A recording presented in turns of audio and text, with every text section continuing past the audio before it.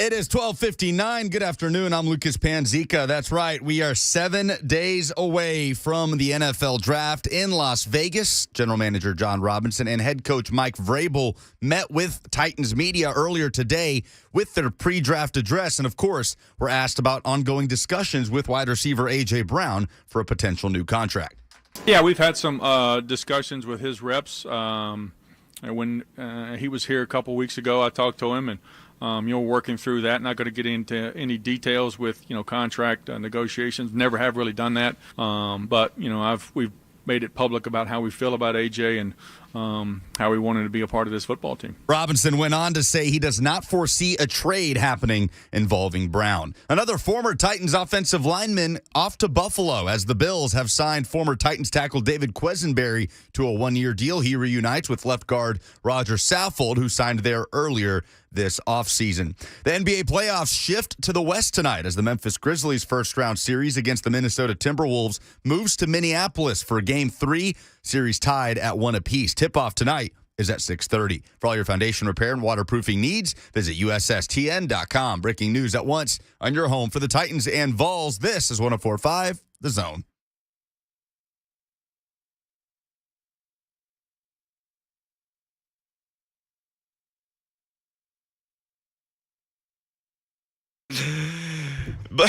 Blaine Mickey, 104.5 The Zone. Happy Thursday. 1 week out from the NFL draft. 1 week out. Oh, you got it right. Pick 26. You sure about that? I know it is today, Thursday. Oh, okay. Yeah, I knew you what today today was. was. All the way here today. No, I did. I kept saying, I looked at my phone before we started. It said, oh, man. Thursday, April 21. So the Nashville Marathon is this weekend. So if you run by, I think I'm playing stage 10. So if you run past stage 10, say hello. Yeah, I'll be out there playing. The weather's always terrible for the marathon. Right? Yeah. It always rains, right? Yes, always rains, and it's always colder than it has been. Well, our weather has sucked in ways that it hasn't sucked in a long time this year. I think it's actually going to be warmer this year, and maybe not. It is a beautiful day today. Oh, I have on short sleeves. Now I'm not prepared. Me too. For the It's office gun show. Sun's out, guns out. It's little, they got the air conditioner on. So I'm like it was chilly willy up in here. But, yeah, I'm glad. Man, I love the weather. It excites me. I don't know why. I'm just hoping that it lasts a little bit longer. Saturday, high of 85, low of 62. Oh, that's some weather right there. Oh, that's good running weather right there, man. Yep. Although they're going to say it's going to get too hot, though, before they finish, the late finishers on that. But, yeah, it's supposed to be 85 tomorrow and sunny, 85 on Saturday, 82 on Sunday. And then Monday, of course, it's going to rain and get cooler. Oh. I mean, because it has to. So where will you be? Shoot. We got a golf tournament on Monday. I'm talking about on the marathon. Oh, mile 10. Mile 10. Right over here off of Charlotte. Like they built a little thing that looks like a little town. Where they just build, like you can live some there. Yeah. There's a burger place and a barbecue place and all that. We're right around the corner from that. So we played there. The other marathon, they couldn't have it until November because of, I guess, COVID and rescheduling. So I played it in November. My fingers froze. My fingers bled because they were so cold. And your guitar strings are metal; they're wrapped in metal. So my fingers bled all over the place.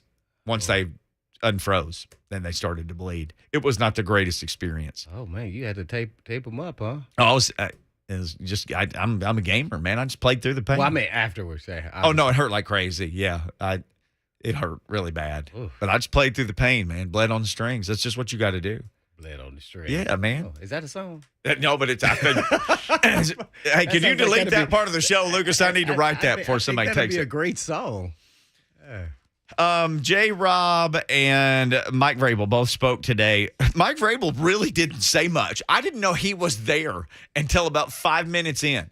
And he answered a question, and the camera panned over. There was Mike Vrabel. He was there. I did not know for 5 minutes. I didn't either because, naturally everybody kind of leans to J-Rob when they're talking about the draft. But, Vrabel has a lot of input, and I'm not sure who has the, I'm sure he has some input. Who has the final say? Probably J-Rob. But he's definitely evaluating players. So he stepped in a couple times talking about not only, potential draft picks, but also current players and where they're at and who's at the facility. So it was good to hear his voice. It was. John, I could not hear questions. I couldn't either. Well, I don't understand why. Maybe, they got the new part section to the facility, so maybe they didn't pump up the value on the questions. Maybe it's so big that we can't hear the questions. It's cavernous. The mic is not projecting far enough away. I don't know. There were a couple times where I'm like, I was guessing the answer. It made it, mysterious for me. I was really intrigued. Like, oh, wow, so his answer, so they must have asked this. who's that? Yeah. Oh, okay. You were like a detective. I was like, yeah, I wonder who asked that question. Because you would only hear like a couple words. I was like, oh, I think that was Jay. I think that was Glennon. I think that was Layman. I think that was. Yeah, I think it was. Yeah, let me see if he has another question. Oh, back to back. So it made it became a game for me as I was driving in. Did you find anything that was intriguing about the whole interview process with Vrabel and JR? They asked some AJ Brown questions too. Yeah. That kind of started off, right, Lucas, or no? Yeah, the proceedings after J-Rob kind of gave his pre-press conference address about the week leading up to the draft and the process, some of the first questions immediately were about AJ Brown. Yeah, I thought so, yeah. I know you played a little bit of what Mike Vrabel said about him, and you mentioned this one, Lucas, talking about AJ, because he got asked about AJ. Of course, he got asked about Ryan Tannehill, too. I don't know what the exact question was. Again, I had trouble hearing it, but it was something along the lines of, okay, is AJ Brown on the trade block? And I thought, okay, here's your chance to go. No, never. No. Is that how you would answer it to GM Mickey? Stop asking. He's going to be here. He's going to grow old with this organization, have gray hair or no hair, because he's not going to. He said, John Robinson said he does not foresee a trade happening with AJ. I don't foresee it raining today. Right. But it possibly could. Yeah. I don't foresee wrecking my car today. But if somebody bangs into me, then I had a car wreck. Well, that goes back to what we've kind of been addressing. Nothing is, absolute. As much as you want it to be. Yes. In this world of the draft and all this craziness and guys want to get paid sooner than later, you just never know. When the phone rings, you answer and they say, we're going to give you 5 picks. You go, huh? What'd you say? So he doesn't foresee it, but there's always a chance. That's what that means to me.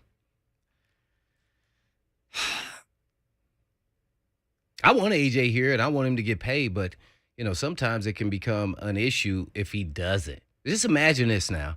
What if he doesn't get his bag and training camp starts and he passes your date, Mickey, and training camp is in and he's not here? Because he is perturbed. He didn't get his bag. You go, well, then y'all go without me and see how y'all do. Ruh-roh. That is a problem. And if you're him, do you not say? Ultimately, the team has more leverage, but they got you leverage. Got wins and you want wins and losses, but ultimately they can wait him out and say you get fined, this and that. It's some pretty big fines now if you don't show up. Yeah. With this new CBA. With the new CBA, it is. Yeah. Oh, okay. And remember that teams used to be able to say, okay, you held out 4 days, but we'll just forgive the fine. You can't forgive the fine anymore. They used to be able to forgive the fine. They could forgive the fine, and they can't do it anymore. Okay, I'm going to give you the real story. Please do. And I know things have changed. I held out. Yep. I don't recall ever getting fined. Right. They had the ability to wait, now, I'm going to let me finish, though. Okay. What I can't say is they may have said, well, we're going to subtract that from your signing bonus, and you get this. Oh. Mm-hmm. Little math. Okay. Math, right? don't math me. So you don't care what it is when you know you get in the bag. Right. I mean, Yeah, take a little bit. I'm sure those numbers have escalated a lot bigger as you're mentioning. The bag has gotten bigger. Right, yeah. as far as the fines. The fines. And I'll have to look. Lucas may know it, but I just remember seeing the fines in a new current CBA and thinking, gosh, that's more than it used to be. That's more than it used to be. Yeah, that's something the players agreed to, which I thought was a bad move. Penalizing yourself or allowing yourself to be penalized for standing up for your rights. This. Oh, yeah, but they gave you some $100 stipend. Less practice time, wasn't Yeah, that that's it? what it was. I know. It was terrible. Y'all can practice less. Yeah. Need more free time. Less off-season practice. Yeah. Yeah, you get 6 months. How about that? Oh, Yeah. Man, we only get 5.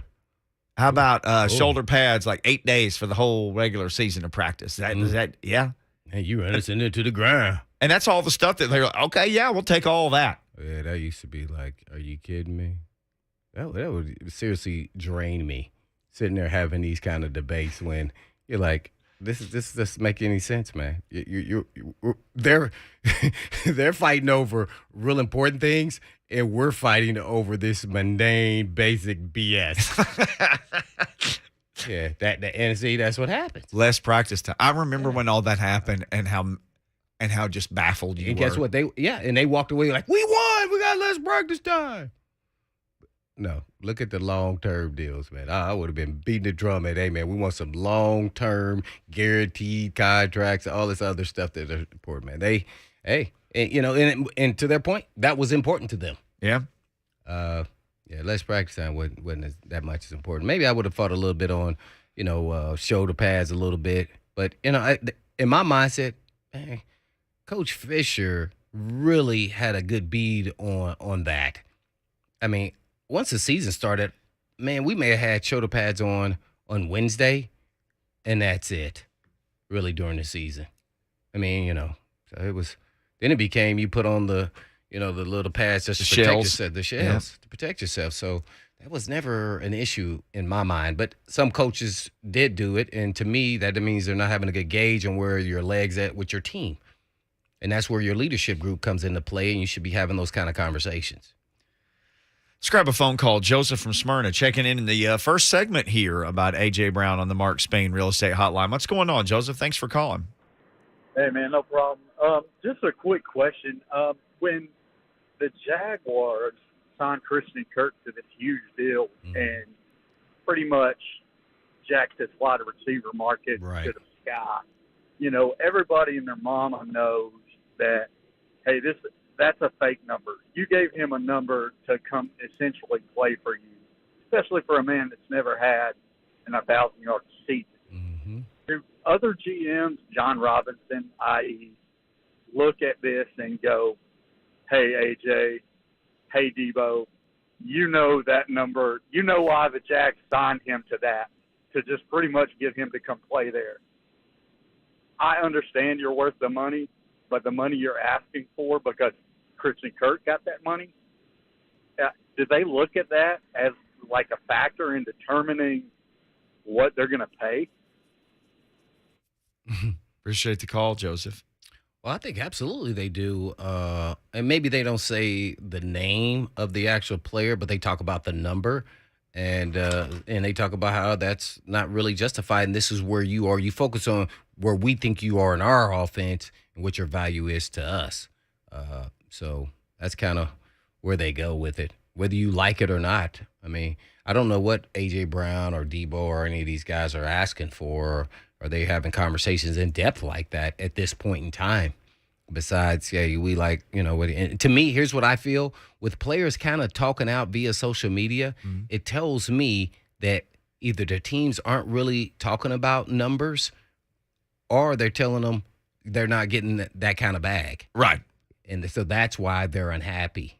You want 26? Hey, man, 21. That's the best. It's 20. That's what we got. 20. Did you look at our salary cap? Right. Do you see where we're at? I mean, we're going to have to rework some contracts, and let alone we haven't even signed our rookie class that we haven't drafted yet. And we're barely under, I think, whether they're $2-3 million under the cap or something. Titans are $2 million under as of yesterday when I looked. So they're probably saying, hey, be patient. We want you on the team here for a long time and all those things. But from a player's perspective, he's saying your actions speak louder than, your words. And that's what this business is all about. So that's what I think is going on. I mean, that's why it could lead to Debo saying it went from, he's unhappy with his contract. It's kind of mentioned weeks ago until now it's kind of revving back up. You know why? Because timing, draft, he's available. His agent wants people to know he's available and put up some draft capital so he can get out of here and get paid. So that's why the timing is more so now. So that's why I don't want to rule out anything with A.J. Brown as much as I want him here. You just never know what somebody may offer during the draft. We'll keep this going. Open phones during the first hour of the show. In the second hour, Doug Mathews. But we're going to continue to talk about J-Rob, Mike Vrabel. We'll hear some audio. We'll take Robert's call next from Nashville. You want to jump in? Jump in. 615-737-1045. It's Blaine and Mickey.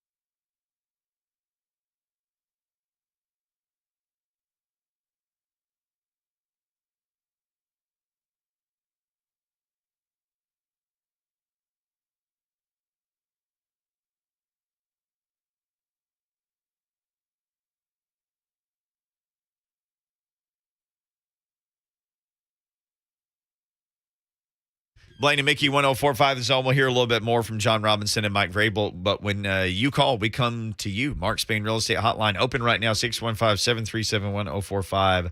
Robert in Nashville will join us next. Hello, Robert. Hey, how y'all doing? Hey, man, we doing Fantastic.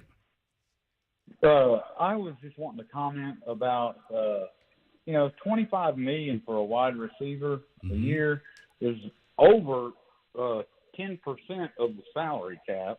Yep. There's one reason why I'm not giving a wide receiver that much.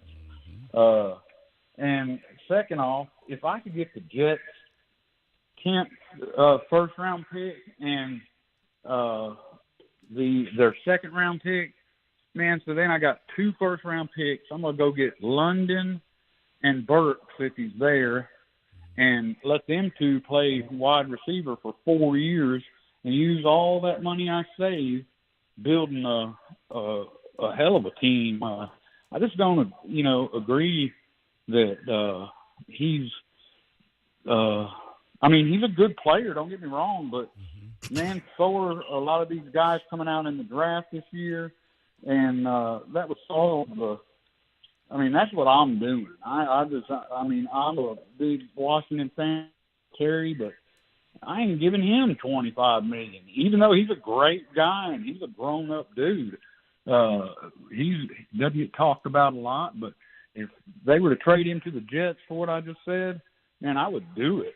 Robert, So thanks be for lucky I ain't a GM. you and Blaine are tough GMs, Robert. I appreciate the phone call.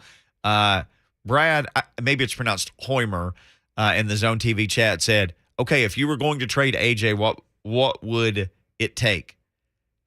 Okay, I looked at this. I looked at this team's account only because they're the team that's getting linked to everybody. New York Jets, right? Mm-hmm. So they have pick number 4 in round 1. You probably ain't getting that, but they have pick number 10. Mm-hmm.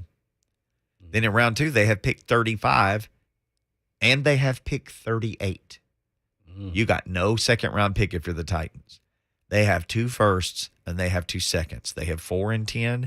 They have 35 and 38. What if they said, how does 10 and 35 grab you? 10 and 35. I may try to get another later pick, like 4th, 5th. I may try They to got get 2 one more. fourths. Oh, well, I'm getting that. You're like, well, let me write this down. If I'm the GM, GM, I'm getting a 10 in the first round. I'll take the 38th in the second round, and whatever you said, 4th round pick, they have 2? They have 2. They have 111 and 117. How about the early one? Yeah, 111. 111. I pick up 3 picks. This is John Robinson at his best. He's talking about I get 3 players value for 1. Now, the 1 is a real good player. Really good. But you may not be able to fit him, or your philosophy may be that you don't want to pay a wide receiver that kind of capital in your salary cap the way you have it structured. Now, they may be wanting to think about it long term, and they say, well, give us a year because Tannehill may not be on the team, and then they can disseminate the money. Then they have a young quarterback, and the money they can spend money other places. But as it sits today, a 10, a 35, a 38, and an 11, 111, I think that I could roll with that. And guess what? You can get a receiver, you can get an offensive lineman, as well as you can get another receiver. You can get 2 receivers, and you can get an old lineman, or whatever direction you want to go. I just know I got to replace that player. It may take me 2 receivers to get to that level, but I'm getting them at great value. And 10 and 38, I can get 2 receivers right there in the top 40 picks. Oh man, I'm getting some really dude. They can come in and play. Now that doesn't mean they're going to be better than AJ, but I'm also saving on the back end, paying big dough. And how much does this affect our offense? You also have to look at your offensive philosophy. Yep. Your offensive philosophy is you run king. You don't throw the ball around the yard like, let's say, Arizona. I think it's something that I think it's a possibility. There's always a possibility. That's why I will never say never, even with the best of the best. Just think about this. Khalil Mack, Amari Cooper. They got traded from the Raiders. They were really good players. Yeah. But they also brought value in picks. So it just depends. If the opportunity presents itself, it's going to be hard to turn away from 3 picks, and especially when you don't have a second and you pick up a second and another first. That means you got 2 first-round picks. You would have 10, 26. 38. You have 90. No. I'm not giving my 26. No, I'm saying you would have 10 and 26. Right, And 38 8, and 90, which you have. And you'd have 111. 4 picks in the top 90 and 111. Yep. Man. Hey, that sounds appealing to me. And I know as fans, and I'm a fan too, and I want the Titans to do well, we get attached to the players, especially really good players. But from a GM's perspective, as much as I'm sure he loves A.J. Brown as well as Vrabel, JR, this is a business decision and what's going to make this team better in the long haul. If you don't want to give up that kind of money to one position, at receiver, quarterback. Just think about this now. The King got what, 14, 15 million a year? And you could say he's the best running back in the NFL. He's still not the highest paid. Yeah. And the offense revolves around him or that scheme, the running back. They want to run the football. Just as we saw they did no matter after King went down. Yeah, as we were saying the whole time. Right. They're going to change your offense. Oh, remember that became a national narrative. They're really going to have to. And you're like, no, they're not. No, they're not. They're going to hand it to who? Hilliard. Yeah. Okay. It doesn't matter. Hilliard, Foreman. Foreman, come on down. Adrian Peterson for 2 weeks. Because it's the philosophy of the head coach and the scheme of the coordinator that's what you run. I mean, so, yeah, did you adapt and navigate a little bit at first? Yes.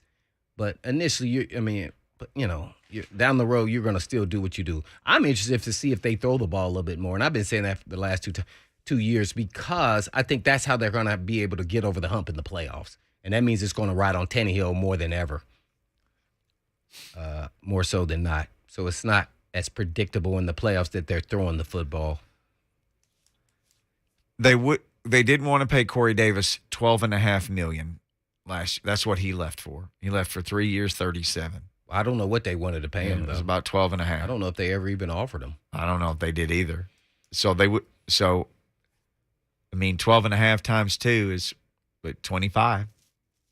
I just think they didn't value him at that level. They traded for Julio and paid him 14, correct? Sure did. Actually, I think more than that, I think. So I just think you have to and it's also a question of where is A.J. Brown on this pecking order as far as pay? Is he in the 25 and up, or is he at the 25 below? And I would go to more below. I would say he's in the 22 range max for me. And I bet that may be why they're saying stuff like, we've had discussions with his reps. John Robinson says he talked to A.J. recently. He said A.J. knows how they feel about him. Okay, well, that could mean them saying, this is the most we can pay at that position, and we love you. This only for you, but this is what we'd pay you. Yeah. For how long? This many millions for this many years for you. And it may be like, no way, bro. That's like $3 million and more than that dude got in Jacksonville. I've run circles around him. Nope. Ultimately, I'd leave it on the table, and I'd say this. Okay. You guys going to laugh. Oh. You're going to be like, oh, this is why you're sitting in this chair. I'd give him 18, and I'd give him, 18 with all kind of incentives where he could reach to 24. That way, if he stays healthy, he has a great year, guess what? He's happy. He got his bag. He didn't get lower than Christian Kirk at 18. That's why I'm starting at the 18. And it could be you make the Pro Bowl, you lead the team in catches. How many games you play? Play, right. If you don't miss so many games, it could be tiered, however direction you want to go. Because if you really want them, that's probably what they've already. He goes, I want the guarantee. Well, okay. Well, we guarantee you your signing bonus. Where are we going to get this from in your extension? How much? Where does it go? How much is it? And then you look, and the players, you look and say, okay, we have no state income tax. Oh, okay. And then say, we're going to let you marinate over that, and we're going to leave it out there. This is what we got. And you think about it. You could be like, I can't do 18 because players are competitive too, even with their contracts. After you saw Christian Kirk got 18, he go, no. Because he is a better player than Christian Kirk, every wide receiver. Yeah. Mm-hmm. Would you do that for 20? Incentives up to 24? Okay, 20. And you Pro Bowl is this much more. Play all the games, you tier how many more games that you play. We'll take a little bit off for everyone you miss. 1,000 yards. 10 touchdown catches. Well, I'd probably say 1,200 yards. 17 games now. Yeah. If GM Blade Vision. 1,200 yards. Maybe if I feel like that they think that this is fair, because they're not going to counter with that. If they don't think it's fair, they're going to go, no, we should be starting at 22. Okay, I'm going to leave it there for you guys to think about and marinate. How about this? You think about making 18, or you think about making that 810,000 he's making, whatever he's making. I don't know what he's making. 3.98. 3.98 this year is what he'll what make. his actually salary is going to be? Yep. Or is that just his cap hit? Nope, that's his actual salary. 3.98 this year. Okay, I'm going to just say $4 million to make it easy. Yep, You 4. take 4 or 18. Boy, that's a big difference, man. Would you guarantee his bonus and the first year? I'll tell you what. Yes. I feel great about Yeah, this. I would. So whatever your bonus is and the first year, Yeah, it better be guaranteed after I get it's guaranteed basically because I'm giving him the signing bonus. well, right, he's going to be on. Would you guarantee year 2? Is what I'm trying to say. Probably. Okay. I would. I really like him, but I mean, I can't go over this number, and I'm gonna just keep emphasizing that whatever that number is, I think that's where the rubbers meets the road, and that's what led to Tariq Hill getting traded, Devontae Adams. I'm serious now. I mean, who you go for? You want to leave Aaron Rodgers really to get out of the cold, to go throw the ball with your buddy? Yeah.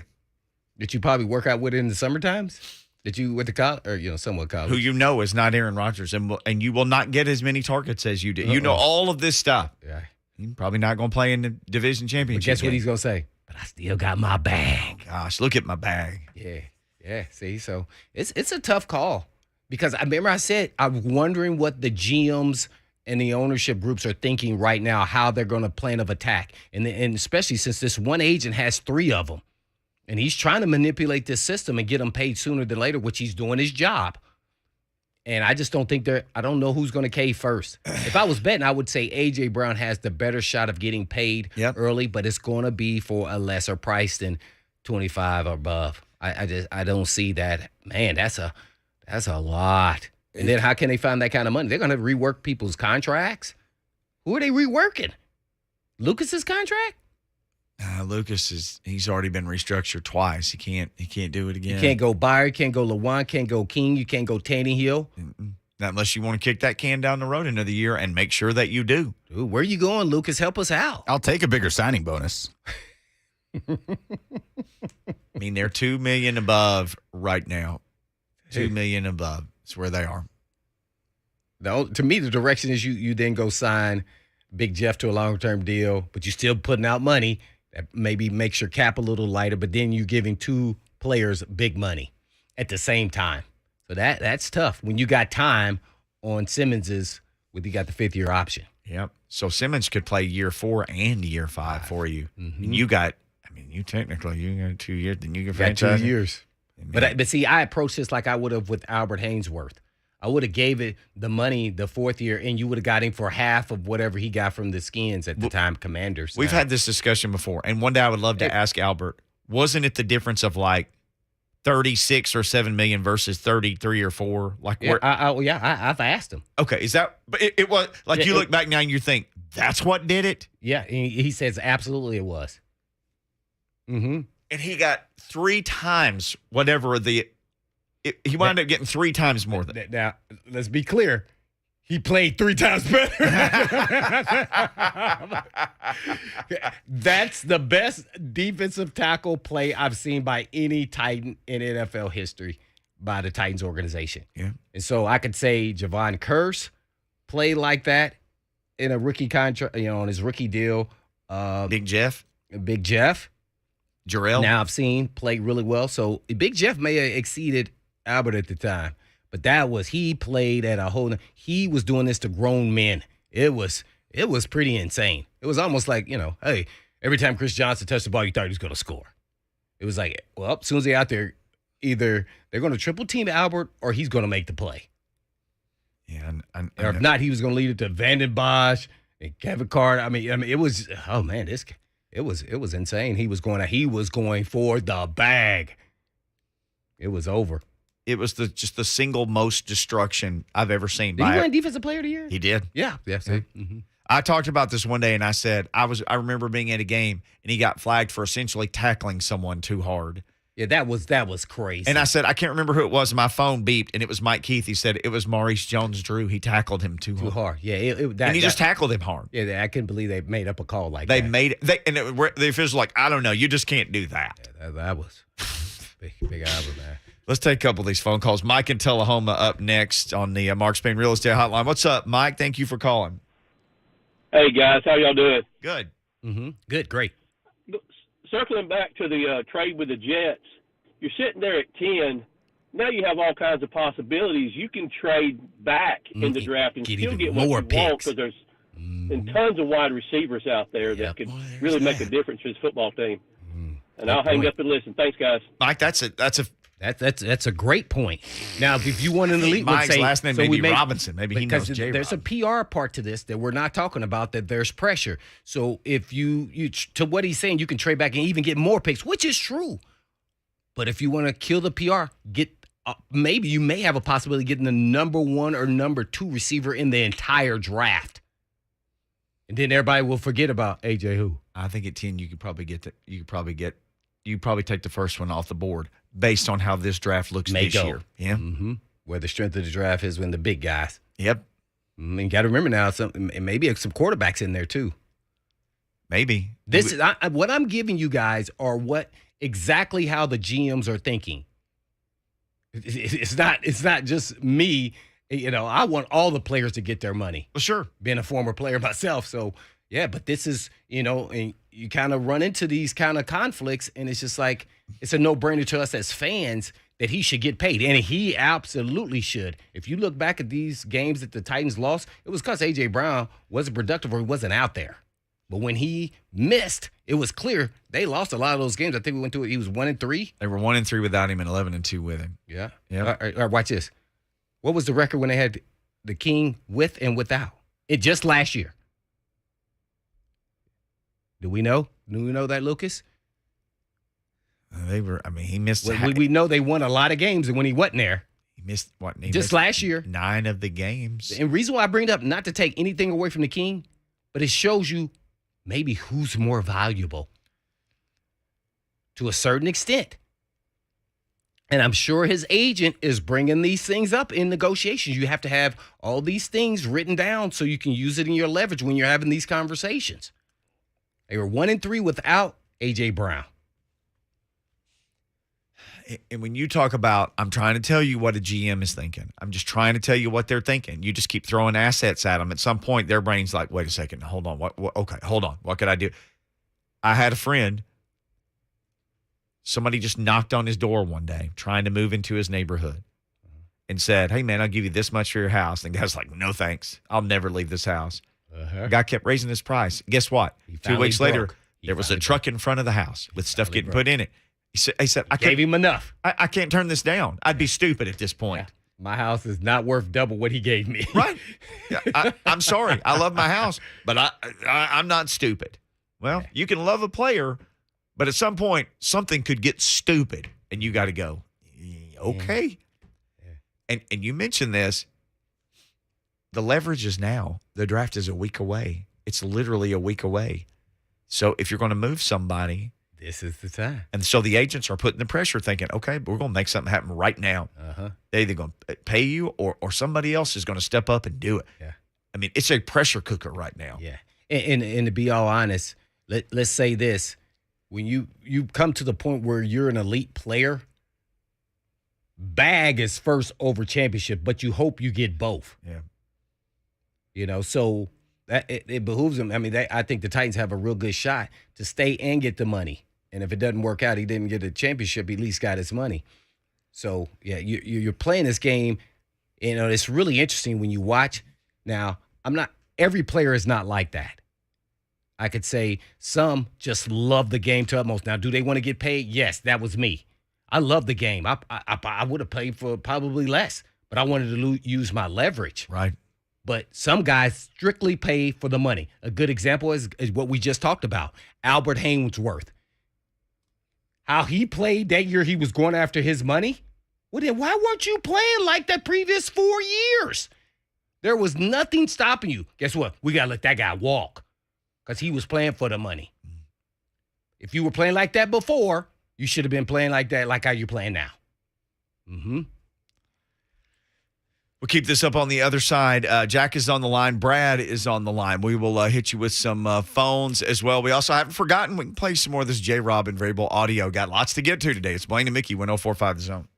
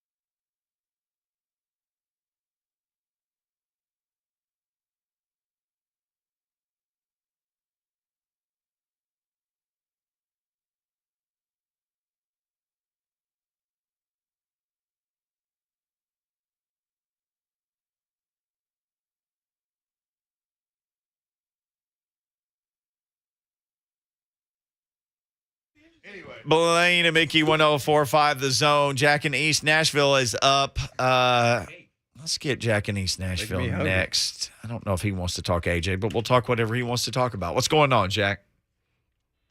Well, it's just a nice day after this rain's gone by. How are you guys doing? Oh, we'll take all this weather you want to throw at us. We're Come excited. on. Yeah, no doubt. Yes, sir. Actually, I had a question for Blaine. Yes, sir. Blaine's here. Blaine. You're in line. Blaine, I realize that the contract overlays all of this, but I've been kicking this around ever since the deal went down. Where do you draw the line between telling myself that Tannehill was the only constant last season with everybody coming and going and all the new people they brought in and hurt them and brought some more and on and on? Where do you draw the line between he's the one that got us here and yet he's the one that killed us? And the reason I wanted to ask you is if I'm another guy in that locker room, is that going to linger in the back of my mind every time I go out on the field with him this season? Great question. And what I could say to that is, as players, you're going to have good games, you're going to have bad games. And you must not forget, it's the NFL. It's eventually going to roll back around to your turn and when you have a bad game. So that teaches you not to point fingers. I know the quarterback is the most important position, but you got to remember, I was on a team that the defense carried the offense pretty much the majority of the season running into the Super Bowl, and we never pointed fingers at them. And then when we didn't have a good game, they didn't point the finger at us when they had to put up, 35 points. In my era, that was a lot of points. So I think that's how guys think. Unfortunately, he had a bad game in the brightest of moments, and it happens. So no, I don't think so. If you have good character, high character guys in your locker room who don't do it now, and I'm not going to say guys aren't talking amongst themselves maybe in the off season, like, hey, he's got to play better, can't be making these plays, and maybe talking about a lot of different players. But at the same time, you better be careful because it's the best of the best, and you are going to have a bad game. Let's take 2 years back. Bayer didn't have a good season, right? And then he came back again with another great season. Thought he was pressing, trying to make and force plays to happen when he didn't have the kind of pressure and defensive line that he had the year before. And I said we need to be forewarned that happens sometimes because you're used to making plays. So I know it's happened twice now in 2 years for Tannehill not getting over the hump, but I think that's why I've been backing him, saying you got to stick with him one more year, not only because of his contract, because I think you want to tweak your offense a little bit to be less Henry, more the quarterback, and see if he actually is the issue. Now, you can go in a game and throw 3 picks, and it could be a multitude of people's fault, but ultimately the quarterback has to take the blame. Yeah. So, they hired a passing game coordinator. So what does that tell you after the season? Maybe their passing game wasn't extensive.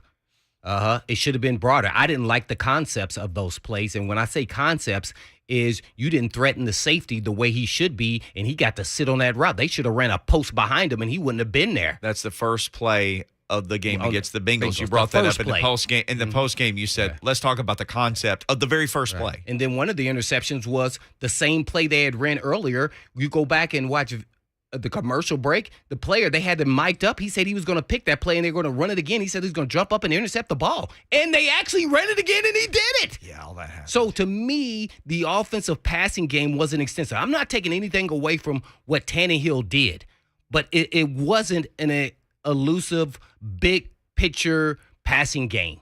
It was built around running the football. So to me, that's what needs to be tweaked. Open it up, get Tannehill used to making those kind of plays. That way, when he gets to the big moments in the playoffs, he'll be much more comfortable and used to doing that. He has the ability. He's, so it's going to be real interesting here to see if he's got the clutch gene, because that's what's going to be a part of his name now at this point as a Titan, is can he do it when it counts the most? We're going to see him do it in the regular season, blah, blah, blah. I'm going to keep waiting till the playoffs and see what he gets done. Well, that's the last frontier for him because he's gotten it done in the regular season. And guess what? If he gets it done, The Titans win either way. They have a successful season. Yeah. They go as far as they can, hopefully a Super Bowl. If not, guess what? He's trade collateral. If you move on and you draft a quarterback, whether it's the first, second, or third round pick or whatever, you move on. So you win either way. Pick up more picks, and then you keep it going. So they win either way. The teams always have the most leverage, even at the quarterback spot. And here's the thing: if something happens, he does play great this year. He's still under contract for another year. Right. You can decide to He's keep under him. contract 2 more years. You can say, okay, we're just going to roll it back another year. Then we'll see how you are then. And then if you wanted to, you could franchise him if he was playing If great. his contract was Yeah. up. Mm-hmm. So he goes right back to the team again, having all that control.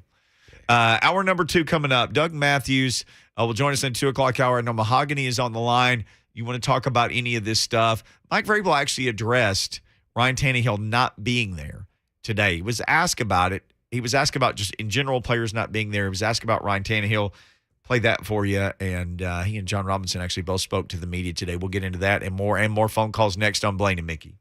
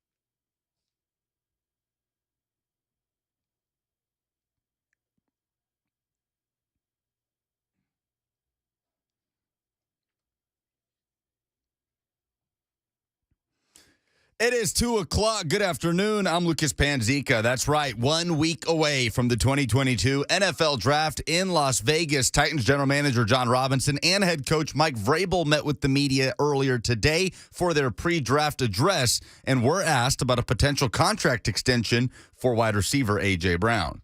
Yeah, we've had some discussions with his reps. When he was here a couple weeks ago, I talked to him, and working through that. Not going to get into any details with contract negotiations. Never have really done that, but we've made it public about how we feel about AJ and how we wanted to be a part of this football team. Robinson went on to say he does not foresee a trade happening involving A.J. Brown. Another former Titan headed up to Buffalo as the Bills have signed former Titans tackle David Quesenberry on a one-year deal that reunites Quesenberry with left guard Roger Saffold, who signed with Buffalo earlier this offseason. NBA playoff action tonight shifts to the West as the Memphis Grizzlies' first-round series against Minnesota moves to Minneapolis for Game 3. That series tied up at 1-1. Tip-off tonight is at 6:30. For all your foundation repair and waterproofing needs, visit USSTN.com. Breaking news at once in your home for the Titans and Vols. This is 104.5 The Zone.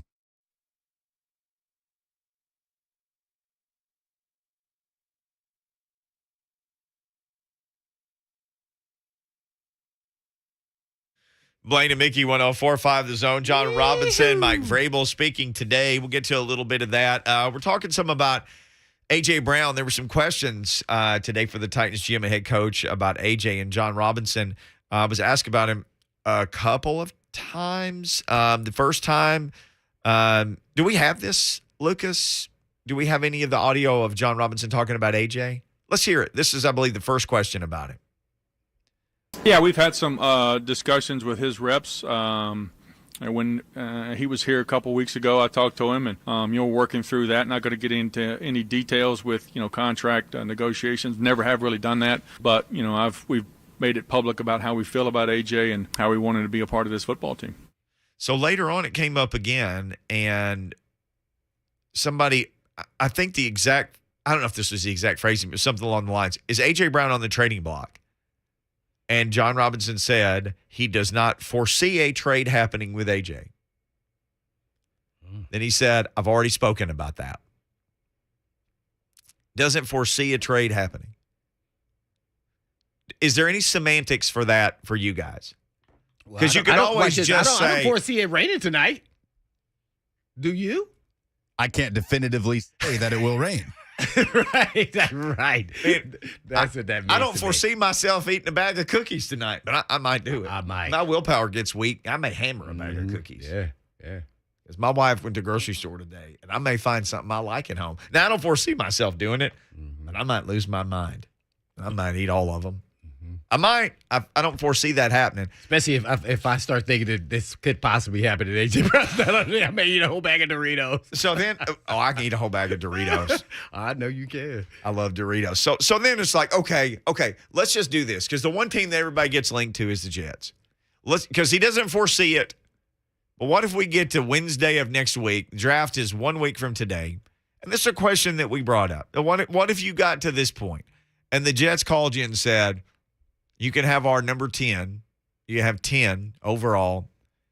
Then we got 35 or 38 in the second round. How about 38? We got 2 fourth-rounders. This is the Jets, by the way. We got 111 and 117. You're like, we'll take 111.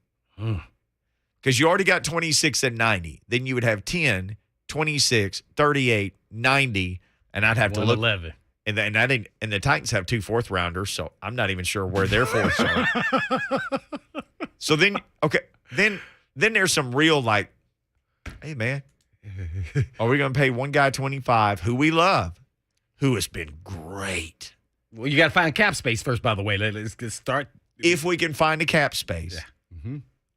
For what it's worth. 25, 24, 23 have with incentives. I don't know. Or do we want 10, 26, 38, 90, and 111? Ooh.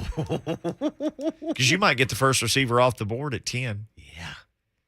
And then what if then you got Zion Johnson at 26? Mm-hmm. So there's your receiver. There's your offensive lineman. Oh, then you got 38, Blaine. Oh, I may go back in and give me another receiver. Probably would do that. Or I may package these up, move down, get some more picks in the later rounds because I think this draft is deeper in the third and fourth round. Quality players, maybe not starters, but great role players who can rotate in.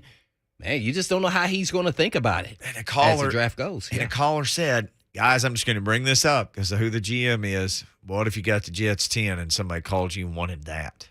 And pick up more collateral, more picks. Yep, even Lucas's brain would explode.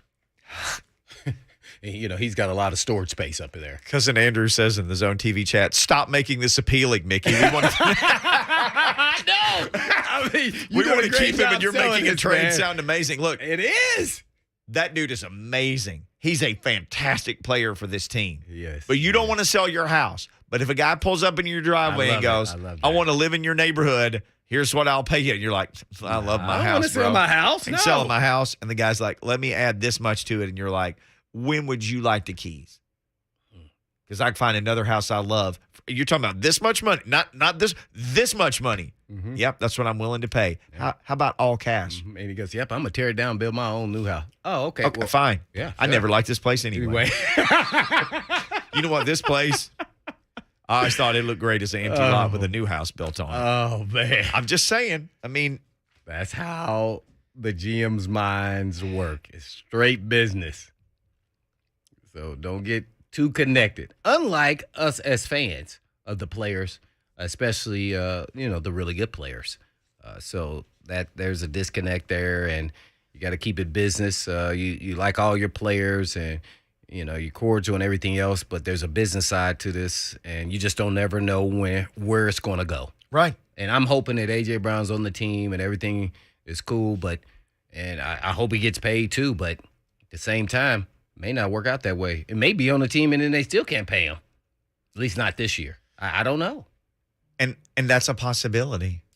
That's He a could be very possibility. unhappy. He could be real unhappy if that were to happen. I don't think we'd see much of him until we had to see him at that point.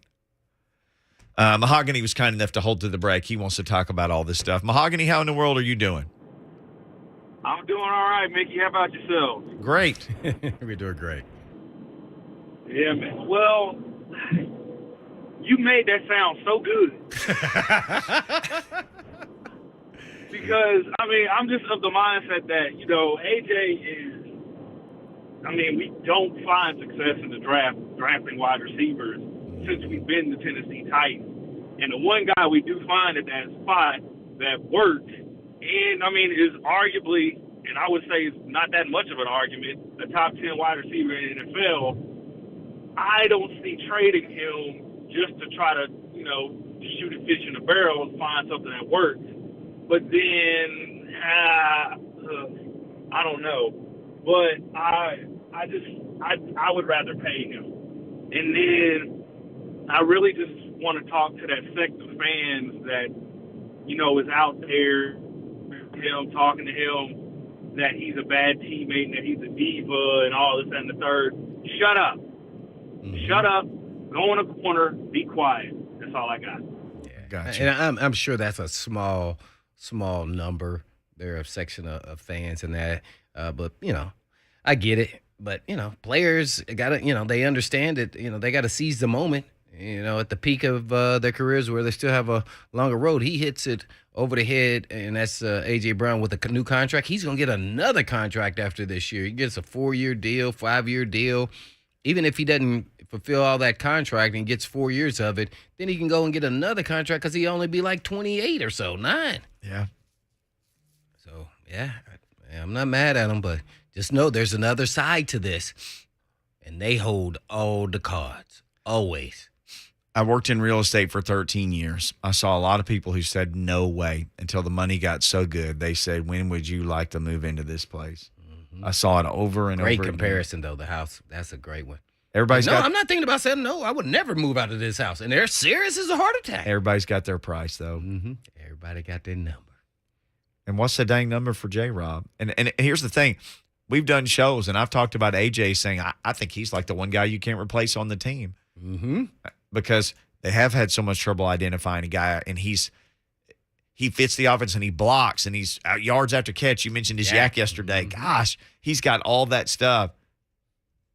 But what's your price if you're John Robinson? What's your price? You're like, that's the $1 million question, though. Yep, I can't. What I is can't his say price? no to Because this. yeah, right. It could potentially be a price out there that he can't say no to. Yep. Just like your house analogy there. That is great there. So, he may not get the opportunity to, to see if he does have that price and gets pushed to the limit, push to see, I don't know. Hopefully it doesn't come to that, but then AJ won't be happy if he don't get the bag. So there's then there's the PR part of how you go through all this. If you know you can't give it to him, at least the amount that he's asking. Right. Stephen in Lebanon, Titans quarterback Ryan Tannehill, still absent from the offseason program. His name came up, and it'll come up again on this show. Stephen in Lebanon checks in. What's up, Stephen? Nothing much, man. Just so with the A.J. Brown thing, he's literally my favorite Titan. So I'm stuck in between. There's a price point to pay him, but the thing that gets me is this team. The number one priority is to help Ryan Tannehill. And if A.J. Brown's not on that field and using Madden ratings, let's say Tannehill's an 87 overall, you put him out there without A.J. Brown, Tannehill's maybe like a 70. I mean, the guy is just a completely different quarterback without A.J. We've seen what happened when Jonnu and Corey left. If they go out this year without A.J. Brown, Tannehill is going to be in big-time trouble. So they're basically they have got to bring him back, period, end of discussion. A.J., you are the man. Can't wait to see you this season, buddy. Wait. What if you get Jameson Williams and he's ready to go and he's a 90, and then you get another guy in the second or third round that's an 80? Does that help you feel better about if you lost A.J. Brown? Oh, Madden? Oh, he dropped his own mic. Lucas, you weren't supposed to let him go. No, he dropped his own mic on that. My man was like, I got to go. Yeah. I hate to do this. I was really run. curious when he started using the Madden analogies. That was funny. But the that's ratings, because that tells you how good a player is. Oh, sure. To a certain extent, people follow that, yeah. And people think, okay, I can GM because I know how good this is because here's his score compared to this other guy's score. Uh-huh. Yeah. And I'm going to tell you what the players think about that. That's a bunch of BS.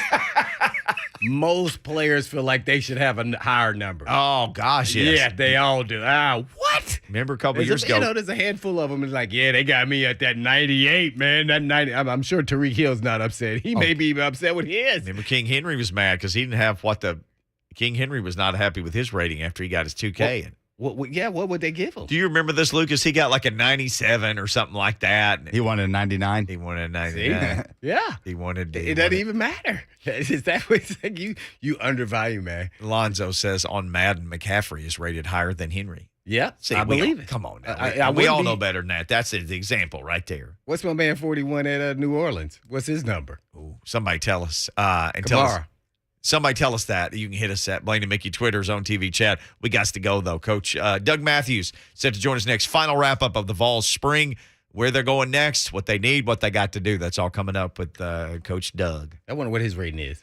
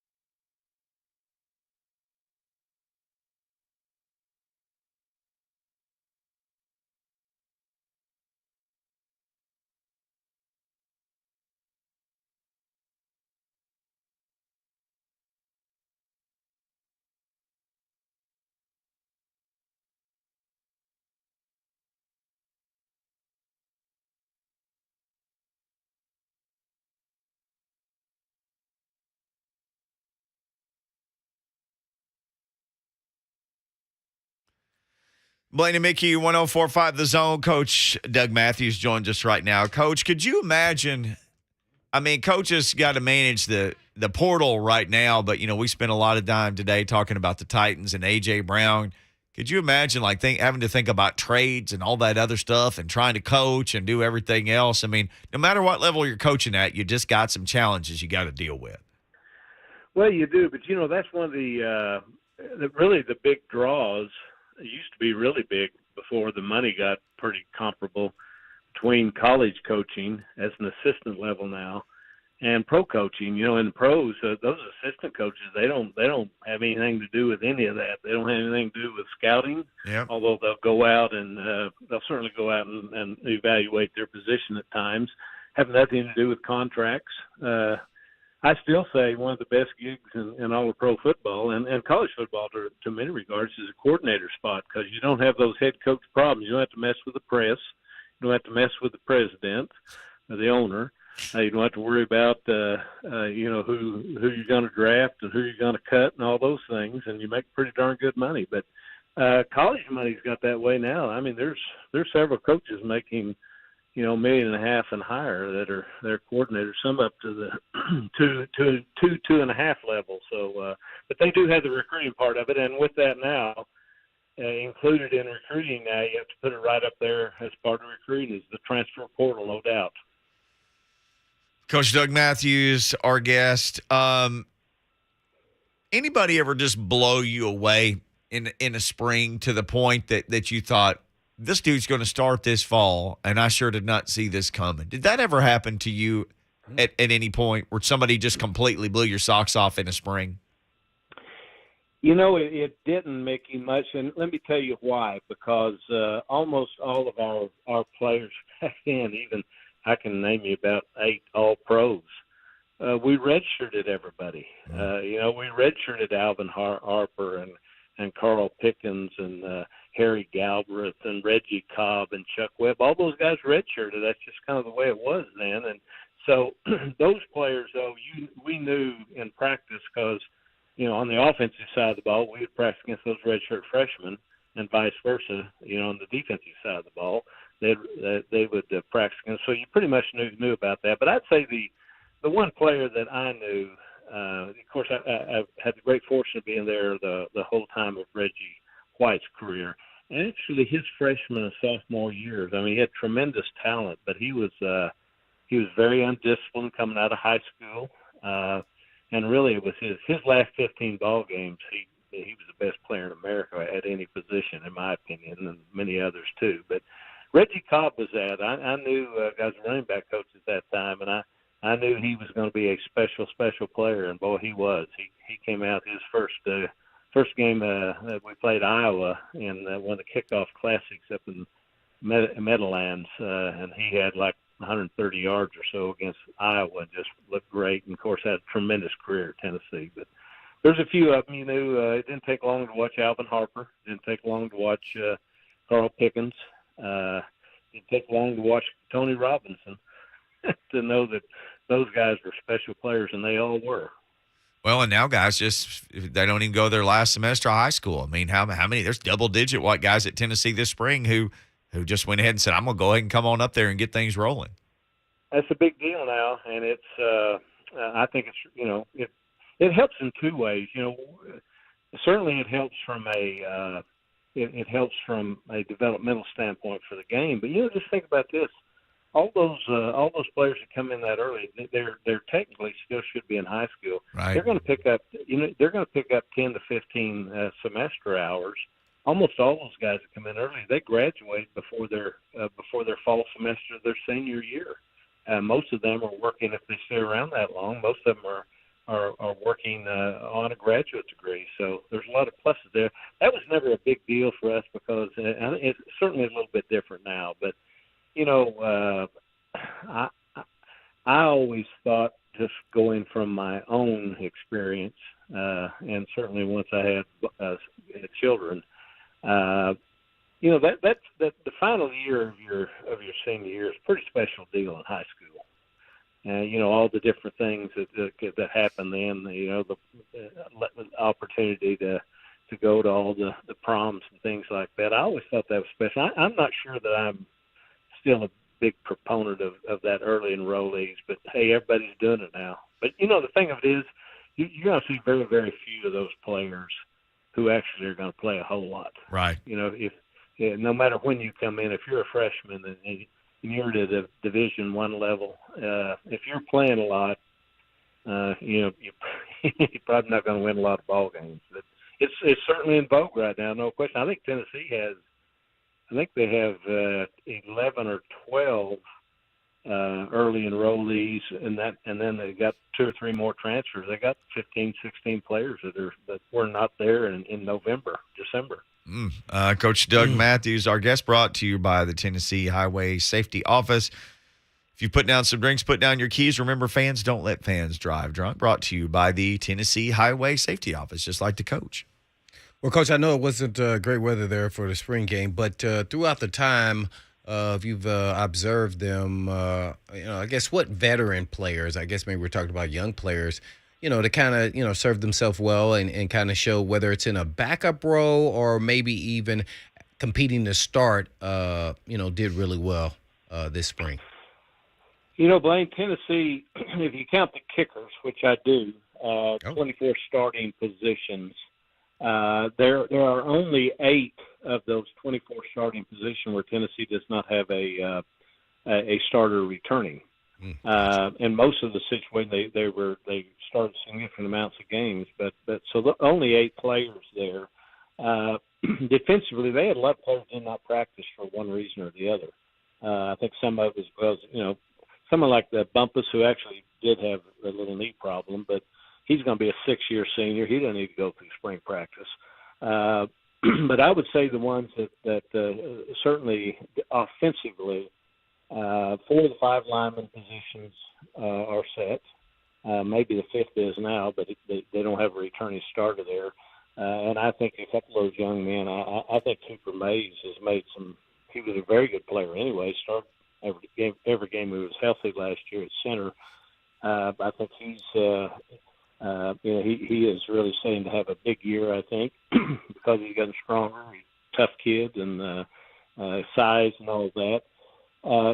Hooker, I don't know how you can improve on what he did last year. He came in and what to start, I think, 10 regular season games, 30 touchdowns and only 3 interceptions. That's hard to duplicate or even come close to duplicating. Tillman's out there. But I think the thing that the guy that really stood out to me in the few practices that I saw was the Jalen Hyatt, who has tremendous ability, just hasn't been able to maybe put it all together. But, boy, he is such a good-looking player. I will be extremely surprised if he doesn't have a huge year at wide receiver. He's tall. He can run. He's put on a lot of weight, a good amount of weight. And he's just a tremendous athlete. Can run after the catch, can run by you, good combat catcher.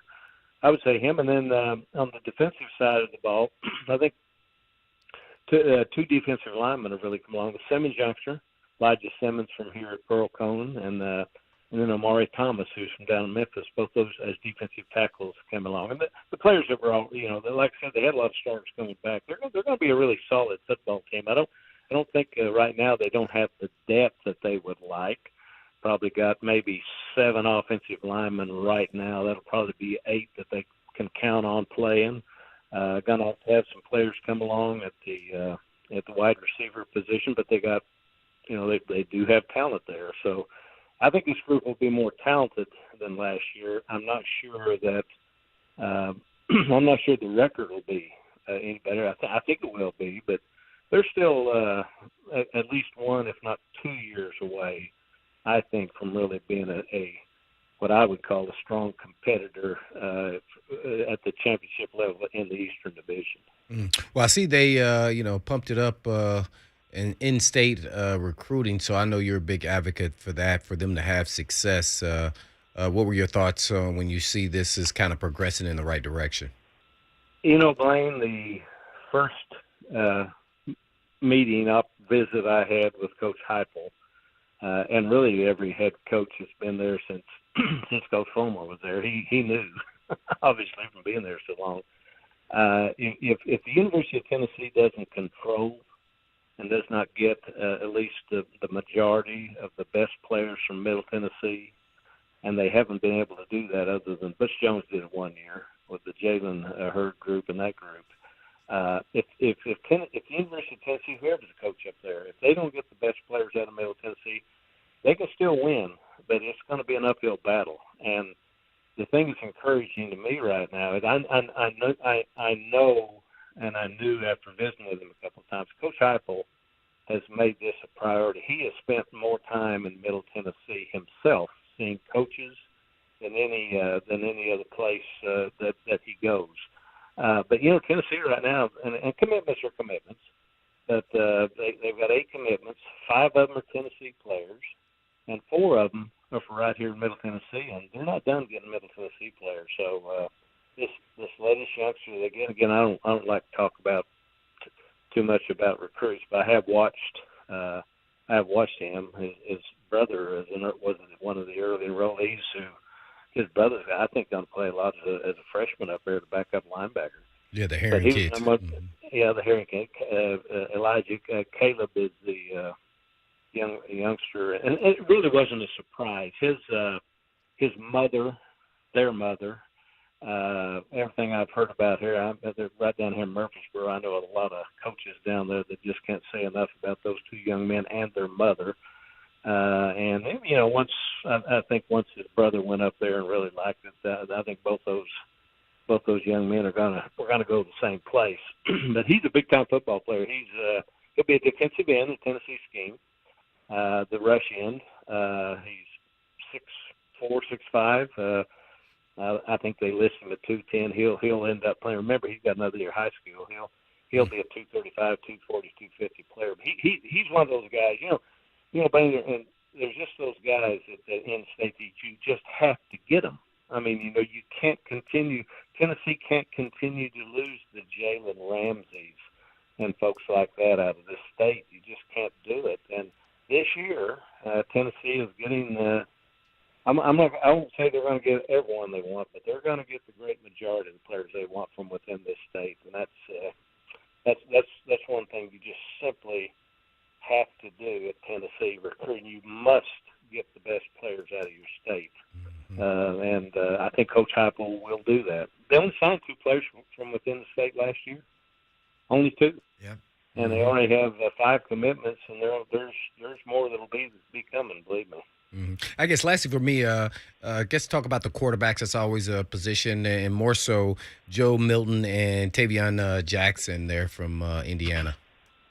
Yep. I think they got 3. Right. Well, we all know Hooker is the guy, but I want to know how the other guys. That's what spring ball is supposed to be about, really, right? Yeah, and they only have 3 on scholarship. I mean, that's the thing. So in this era, you just don't have 4 or 5 of them there. I really like the way Tavion Jackson moves. He's a 6'5"-ish kid. Really, you can tell he's athletic. I would strongly suppose, though, that Joe Milton will certainly be the backup. And he had some problems last year, but he's tremendously talented. I'm impressed that the young man stayed around. He knows he's not going to be the starter unless Hooker gets hurt. But he's got 1 year left, and some have said, well, he can't leave because he's already transferred. Well, he can leave because he's a graduate now, so he would fall into the graduate transfer. But he's staying up there. But it's going to be those 2. Hooker is a unique talent. He's you look at him. He's 6'4". He's slender looking, and then you watch him play, and he doesn't play slender. He's a tough kid. Got a great arm. Very timely. He throws the deep ball extremely well. And like I said, his stats last year were just, you just can't imagine someone, a 3 to what is it? It's a 10-to-1. A 10-to-1 ratio on touchdowns and interceptions is phenomenal. And I think something that will happen this year. Whatever percentage of offense Coach Heupel put in last year wasn't nearly what it's going to be this year. They're more familiar with it. I think they're going to be better at the running back position depth-wise. I think they'll be better in the offensive line. And while they lost a couple of, they lost a couple of an outstanding wide receiver. Velus Jones is going to be hard to replicate. Because he's a guy that he's kind of a running back that was also a wide receiver that was also a returner. So he did so many things for that team. But again, they got some good talent. Those are wide receiver and running back are two areas where they have some good young talent, particularly in the wide receiver area. They had 4 early enrollees come in there, which I'm assuming there probably a couple of those young men will probably be in the rotation. And I tell you one guy that Middle Tennessee folks probably need to keep their eye on is the Merrill youngster from here in Brentwood. He has had an excellent spring. Yeah, Walker Merrill. He's had an excellent spring. Tremendously talented. He can dunk a basketball. He's 4'6", 4'5" kid. Was injured a little last year, but he'll be one of the guys that's going to be in that rotation too. And one of the things that you don't know until they get out there, but the longer I coach and the more I look at it, it all gets down to the players on both sides of the ball. You got to be able to make plays. If you're a defensive back, you got to be able to get your hands on the balls and make plays. If you're a wide receiver, running back, you got to make people miss you, make tough catches, and make plays. Quarterback's got to make plays, and you just don't know that until you get some game experience. But again, Tennessee's. I think I mentioned this last week. I've talked about it some on the Sunday show, and I'll continue. But the COVID year has really helped Tennessee a lot. They still have probably 8 or 9, maybe 10 players that are on this team that would not be there if they didn't have that 2020 season that didn't count. So that's been a big plus for this Tennessee football program, and it's allowed them to start building up some younger. They'll have 21 true freshmen. And I think 4 or 5 redshirt freshmen in this class. So they're starting to build that depth. Going to take another year or two of that. But the COVID year has been a big plus for Tennessee, no doubt about that. Coach Doug Mathews, on the way out, Coach, tell people what's coming up Saturday and Sunday. They can catch you right here on the Zone. I'm going to continue Saturday talking about I've been going over some winning edge things. The thing now that spring practice is for the most part ended almost everywhere, and winning edge, the things that it takes to win that not a lot of people don't think a whole lot about. But the other thing is, and we'll be discussing this also in the future. Don't forget May 1st. We're going to have another wave. May 1st is the deadline to be able for a player to transfer. He has to be in the transfer portal by May 1st. What is that, 10 days?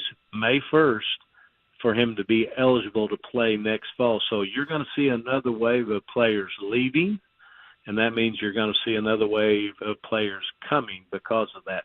One little caveat on that, though, that a lot of people don't know, even though the transfer portal, the NCAA rule on that is May the 1st, the Southeastern Conference passed a rule that you had to be in the portal by February 1st if you were going to transfer to an SEC school. So any players at an SEC school that goes into the portal, they cannot go to another SEC school unless they want to lay out that 1 year. They can't go to another SEC school. They can go anywhere else, but they can't go to another SEC school and be eligible.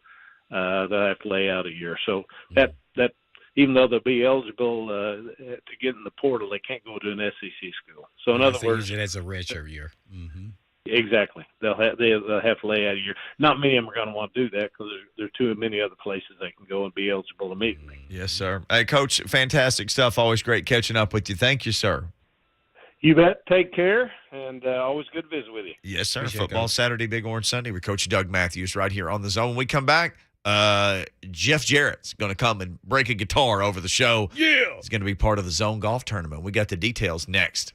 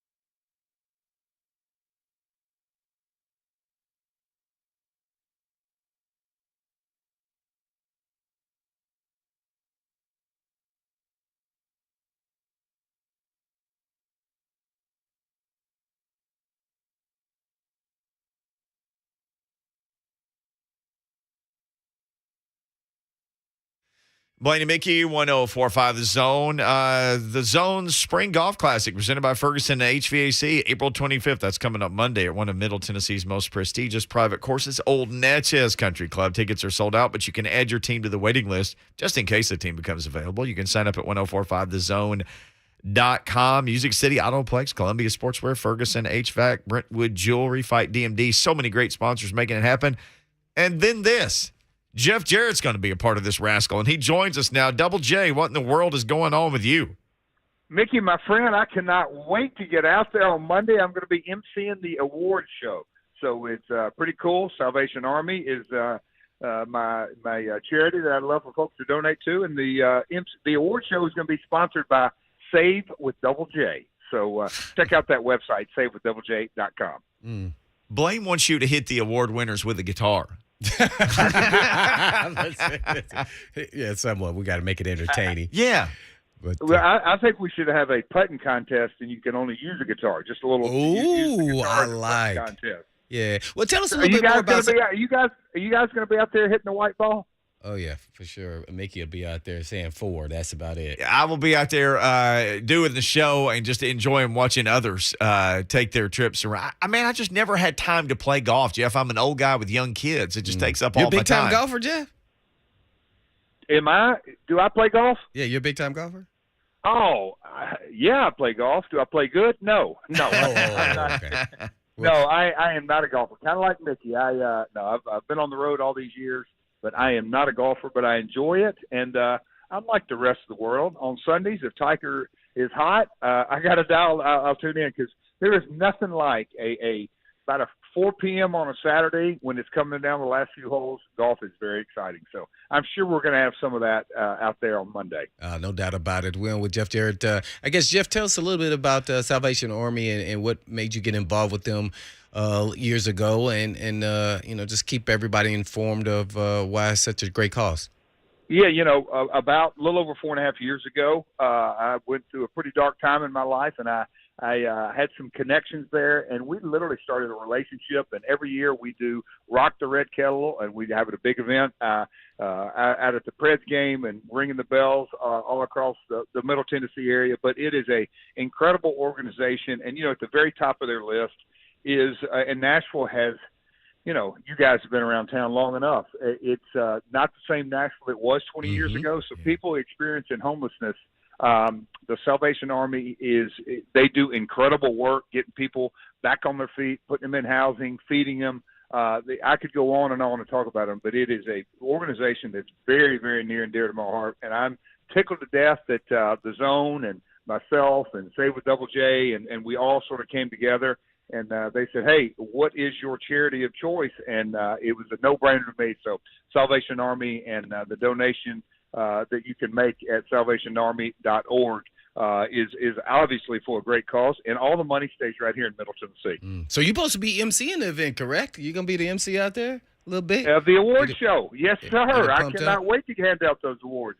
Maybe I'll use Mickey as my my right-hand man. I'm not going to be throwing any jokes out like Chris Rock or Will Smith. We won't get into that. Okay. Might be a good move there. Hey, I thought I was going to be Rock, or you were going to be Will. I don't know.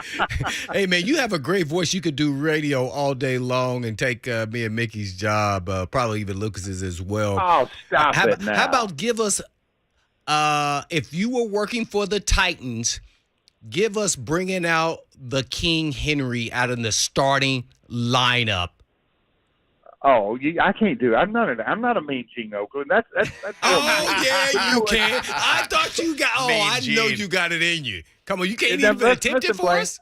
Listen, Coach, y'all just had Coach on the earlier segment, right? Coach Mathews. Yes. Yeah, his son's married to my sister, so all in the family, and so to follow Coach Mathews is an incredible honor. But look, what was the chatter I heard about A.J. Brown? Is Robinson not going to pay him? Let's talk the real information coming out today. I'm up in Boston at a gaming conference called PAX East, so I'm a little out of the Middle Tennessee news, the Titan news. What John Robinson say about paying A.J.? He got asked if he was on the trading block. He said, I do not foresee trading him, Jeff. I do not foresee that. I don't foresee that it rained today either. I don't foresee falling down a flight of steps, but come on. You got to be kidding me. We just Monday morning, I was on Wake Up with my man Ramon, and we talked a little AJ, and now he's potentially I'm going to say this. He's foreseeing him not on the trading block, but he's got Packers on line 3. Is that the situation? Well, maybe the Jets. They got a lot of picks, Jeff. A lot. I'm almost speechless, and that's taking in a lot of ground. That is taking in a lot of ground. That's the first time I heard you pause that for a doesn't second. happen. I am, well, folks, I cannot wait to see everybody out there Monday. We just got to change the subject, guys. Hey, on the So way. hold on. I'm going to flip the switch here. I'm going to be the interviewer. Okay. You guys be the interview. What is your thoughts on that, Blaine?